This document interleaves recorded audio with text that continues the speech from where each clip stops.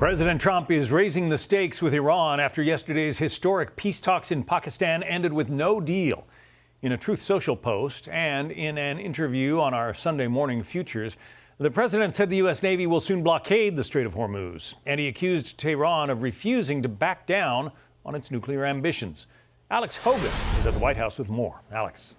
Hi, John. That's right. So the president today made that major announcement that the U.S. Navy will start blocking passage through the Strait of Hormuz, and it will also be clearing the critical waterway of mines. We're not going to let Iran make money on selling oil to people that they like and not people that they don't like or whatever it is. We have highly sophisticated underwater minesweepers, which are the latest and the greatest, but we're also bringing in more traditional minesweepers. And so I understand is the UK and a couple of other countries are sending minesweepers. Vice President J.D. Vance and the rest of the U.S. delegation are on their way back from Pakistan. 21 hours of talks and still no deal. The main sticking point, the country's nuclear capabilities. So the president is doing what's necessary to accomplish the main objectives here, and that has remained to make sure that Iran does not have a nuclear weapon and to significantly degrade their ballistic missiles capabilities. Democrats argue that the administration should have seen this all coming. This has been absolutely one of the reasons why for 47 years no American president took this action, because the Iranian regime's bad, but we know they were going to take those, close the strait and go after the Gulf allies. So the president has said that this could mean that hostilities could resume. There's, of course, a lot of questions, John, about what this will mean for the future of this very delicate ceasefire. We know that President Trump is expected to be back here at the White House later this evening. John. Alex Hogan at the White House. Alex, thanks. Fox News has learned that Iran did, in fact, plant mines in the Strait of Hormuz. American forces are preparing to start clearing them in the coming days. Now that peace talks have collapsed, here's President Trump this morning. We have minesweepers there now. We have highly sophisticated underwater minesweepers, which are the latest and the greatest, but we're also bringing in more traditional minesweepers. And so I understand is the UK and a couple of other countries are sending minesweepers. But when somebody says, you know, we're going to drop a mine in the middle of the Strait of Hormuz, not much you can do to persuade a ship owner that has $1 billion ship that we're going to take a trip up the strait. Retired U.S. Army Lieutenant Colonel Darren Gob joins me now. So this mine clearing effort, Lieutenant Colonel Gob, what are the chances that the U.S. can totally clear all of these mines out of the Persian Gulf? John, yeah, I think, again, one of the biggest questions here is about the psychology of the whole thing. There only has to be one mine for it to be effective, and that remains true. So the question will be, can we, with confidence say that we have cleared from one end to the other 100% and basically eliminated the risk for everybody that's going to be transiting the strait in general? Do we have the assets to do it? Of course we do. In time, you can guarantee 100% clearance. If the UK does send other assets, and maybe some other nations as well, all you're doing is speeding up that process rather than having it go a lot slower than it would be if we were on our own. Both are capable. One just takes longer than the other. This is a question of risk, of course. No one wants to be the first one through and to be able to find potentially that one mine that actually exists.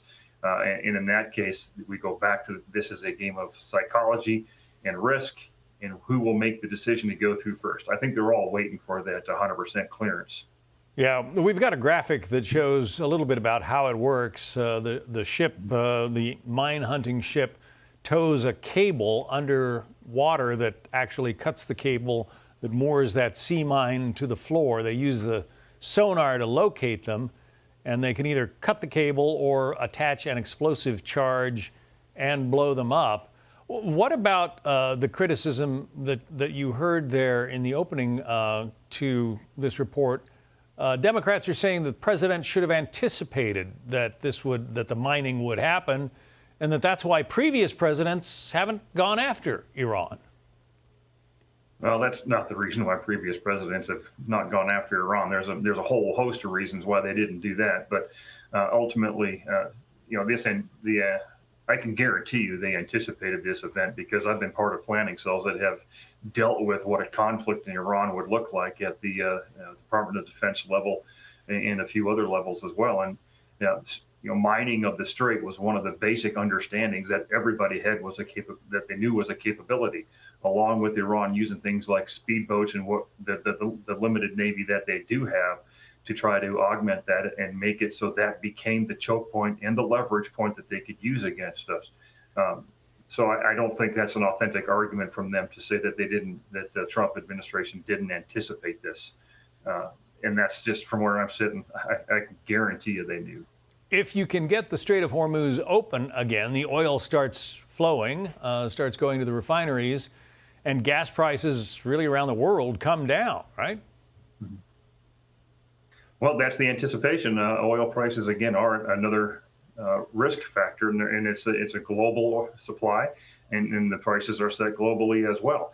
And so you increase the supply, naturally the prices are going to come down, and that's all about what futures markets are about, is, what do we see coming, and we're going to put our money against that risk. So that would not be unusual or a surprise when prices go down. The question will be, will they stay that way, and what will become of the Iranian government after that?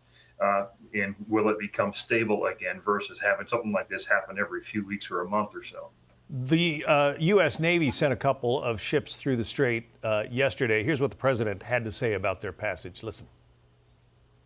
Yesterday, you probably saw, we sent two highly sophisticated, beautiful, brand new destroyers right through the middle of the strait.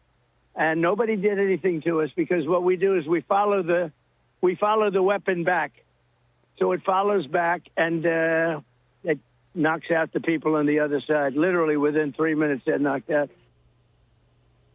So if the U.S. Navy can go through there without harm, it seems to suggest that other ships are going to be able to do the same.